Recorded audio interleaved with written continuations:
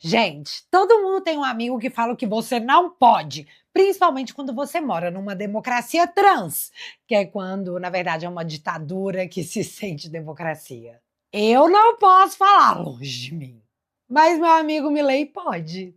La basura calva, no me permitió visitar a mi amigo injustamente encarcelado. Cuando sé que Lula se cansó de recibir dirigentes del exterior cuando estaba preso, entre ellos el nefasto expresidente argentino Alberto Fernández. Esto no es más que una clara muestra de la injusticia de su detención y su claro carácter vengativo. Estimado Jair, te abrazo a la distancia, que los burócratas hoy están impidiendo, prontamente se hará realidad y nos volveremos a dar un abrazo con el querido Jair Bolsonaro. Por eso considero que Flavio es la persona que hoy puede parar a Lula y ponerse al frente de um verdadeiro cambio para todos os brasileiros. Sim, na convenção do PL, Milei chamou o Alexandre de lixo careca. Que momento. Os desdobramentos desse fato não sabemos exatamente como aconteceram, mas podemos imaginar. Na minha cabeça, o Alexandre viu isso, ficou tipo... que ele disse? Ligou pro Fachin exigindo uma atitude e aí o Fachin encarnou o clube militar e emitiu uma notinha de repúdio. A nota não é imaginativa, ela realmente aconteceu. Fachin reage após Milei chamar Moraes de lixo careca, desrespeitosa. Presidente do STF afirma que declaração do argentino sobre Moraes é incompatível com a civilidade nas relações entre estados. Então, assim, eu achei bem fraco, tá? Eu tô aguardando o Alexandre inserir o Milei no inquérito das fake news, porque é o que ele faz com tudo. Porque você lembra? Democracia trans. Nesse vídeo, vamos falar da convenção do PL que sacramentou Flávio como candidato da direita que vai chutar o Lula em outubro. Amém. Mas rolaram outras coisas que, gente, só o roteirista do Brasil mesmo para abordar tanta hipocrisia com ar de naturalidade. Você não sabe do que eu tô falando? Então pega seu café e deixa eu te atualizar.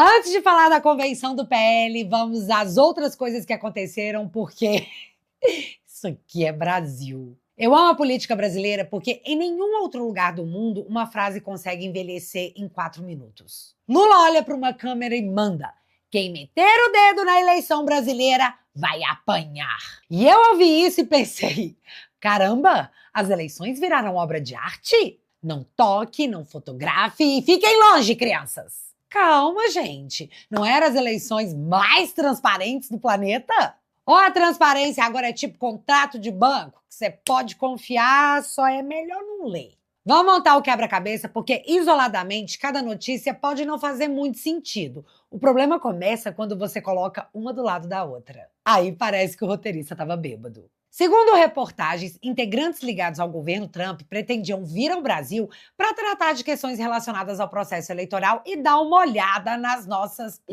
caixinhas mágicas. E a resposta do governo brasileiro? Não vai não!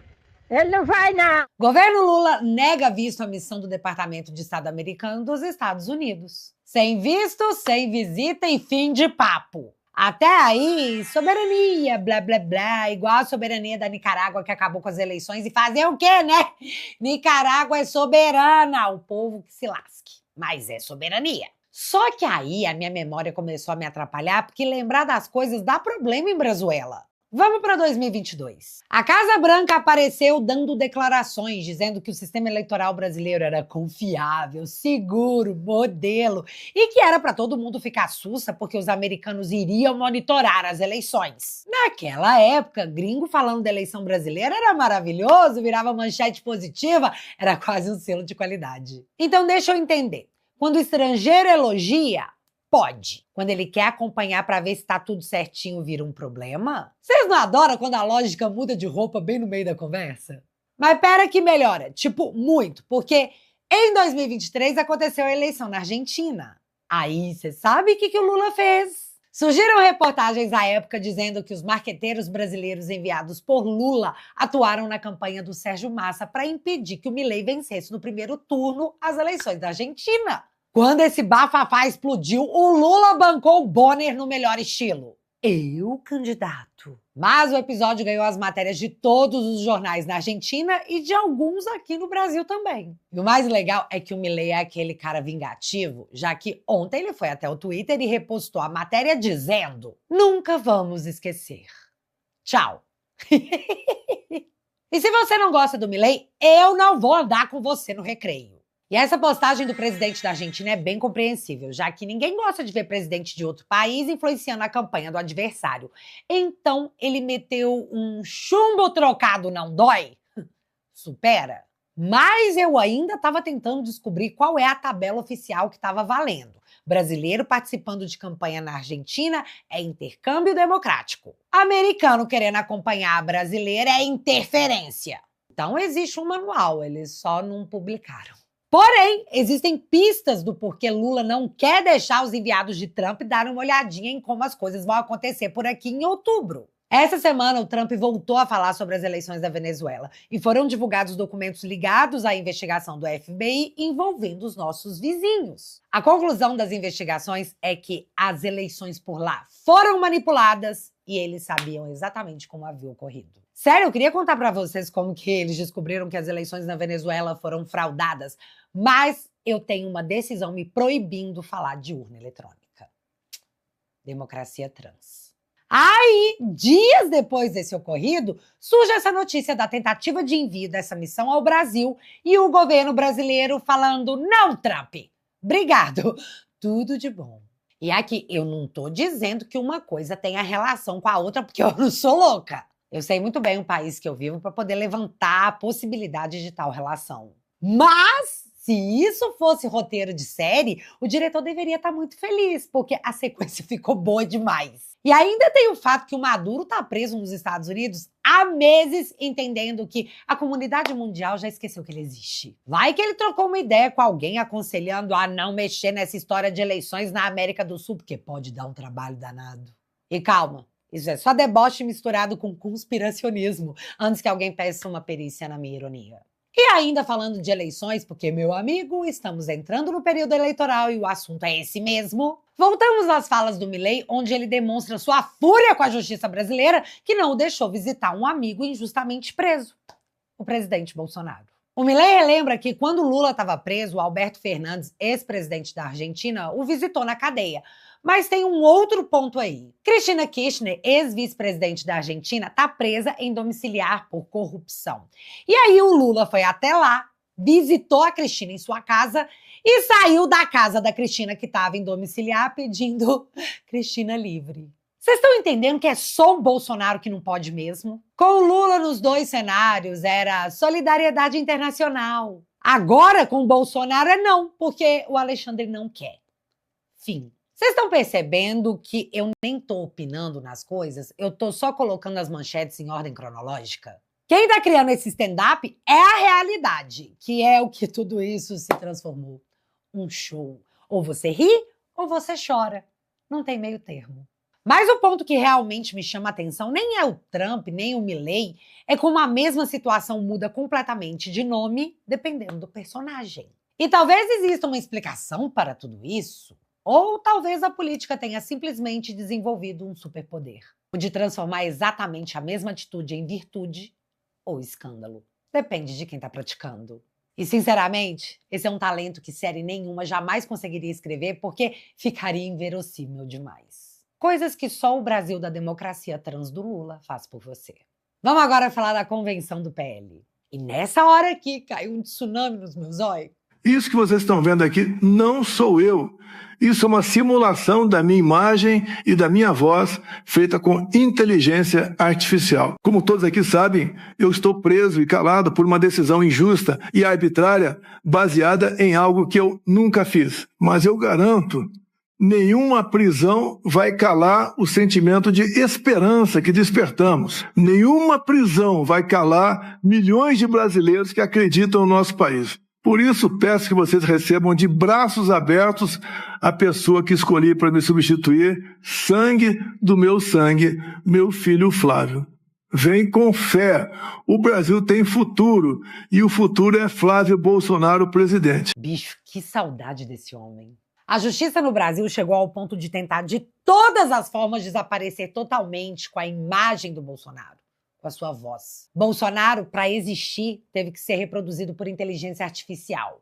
Mas parece que eles já vão tentar fazer isso se tornar um grande problema. Entenda as regras do TSE para vídeos e imagens com IA nas eleições.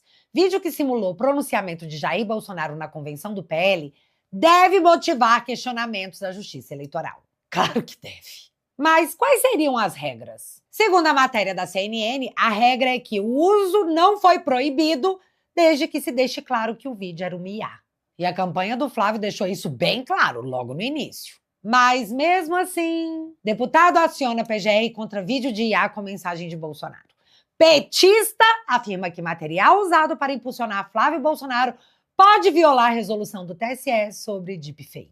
Mas assim, nós acabamos de ler a regra, certo? Então, seu deputado do PT vai pinchar um pouco espinho, vai? Mas tá, um outro trecho dessa convenção que eu juro pra vocês, se tivesse tocando um modão sertanejo de fundo, não ia sobrar nada de mim. E foi esse aqui. Deus queira que nunca vocês tenham um pai perseguido como ele está sendo. O maior e mais injustiçado líder político brasileiro, vítima da maior farsa que esse país já testemunhou. Pai, você despertou nessa nação, com a sua verdade, com a sua coragem e com a sua humildade. Pai, eu vou te honrar.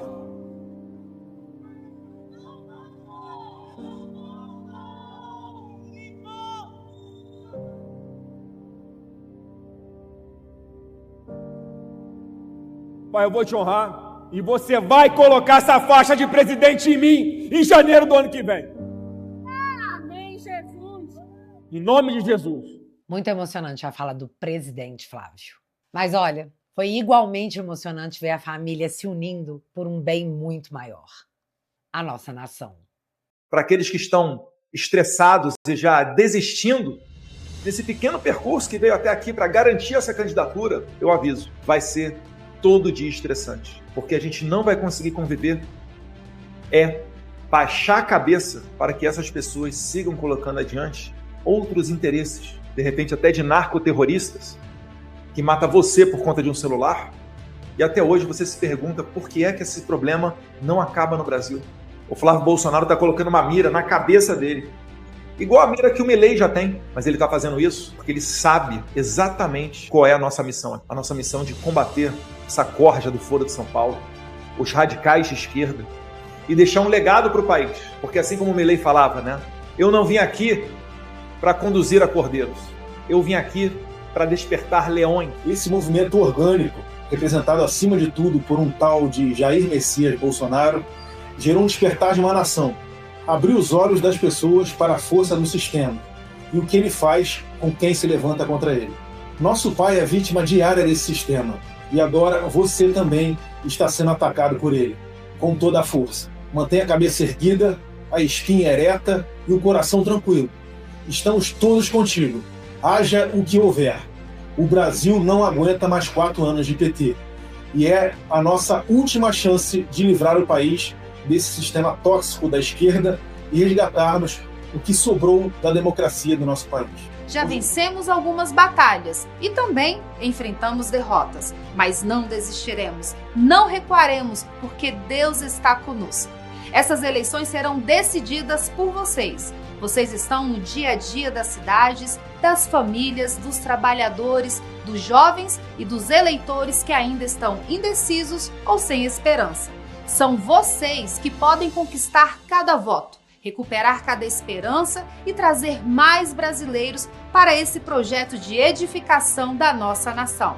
Flávio, que Que Deus abençoe e proteja a sua candidatura. Que Ele te dê sabedoria, coragem e força a você e a sua família para cumprir esta missão com a lealdade e a verdade que o nosso povo merece. E aqui eu vou pegar o gancho do que a Michelle falou sobre os votos dos indecisos, porque a última pesquisa Datafolha trouxe um dado importante para nós. Por que o novo Datafolha é ruim para o Lula? Os votos que deixaram o candidato do PL parecem estar sendo absorvidos principalmente pelos indecisos. Tá, mas o que isso quer dizer? Quer dizer que quem declarava antes voto no Flávio não migrou para o Lula. Migrou para quem ainda não sabe o que vai fazer da vida.